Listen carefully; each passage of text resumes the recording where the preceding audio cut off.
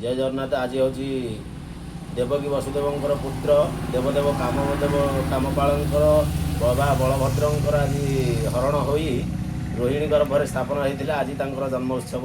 ये पवित्र जन्मोत्सव समस्त मोर भूमिष्ठ प्रणाम।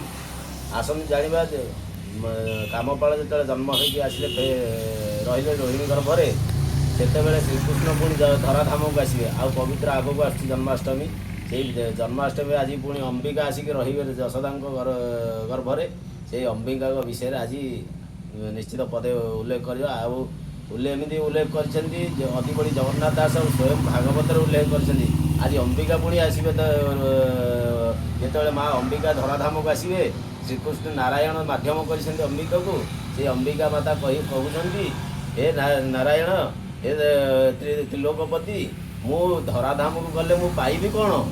आज नारायण कहते अति बड़ी जगन्नाथ दास सुंदर भाव उल्लेख कर आसन जाना से विषय से सुंदर पद मंचे हो इबु तुझे जात मालो तुझे जात जगते होइबु विख्यात लोके करिबे तोते पूजा मालो तोते पूजा अनेक देवे बड़ी भोजा कन्यका कृष्णा जे माधवी माँ जे माधवी ईशानी शारदा वैष्णवी पूजा करिबे सर्वस्थाने मालो सर्वस्थाने राजा प्रजा भक्त माने स्तुति पठन मंत्र ध्यान माँ मंत्र ध्यान षोड़श उपचार मान भगते होइबु प्रसन्न माँ होइबु प्रसन्न अनेक हेब तोर नाम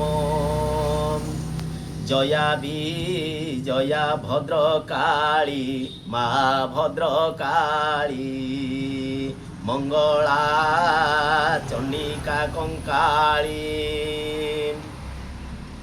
दुर्गा अंबिका नारायणी माँ नारायणी एकु अनेक नाम भणी ग्राम ग्राम के करी स्थान माँ करी स्थान पूजन्ते होइबु प्रसन्न अनेक नाम तो जगते माँ तो जगते अंतमु करिबई केते सुन वचन आदि माता लो आदि माता फेड़ देव की मन चिंता सुन वचन आदि माता मालो आदि माता फेड़ देव की मन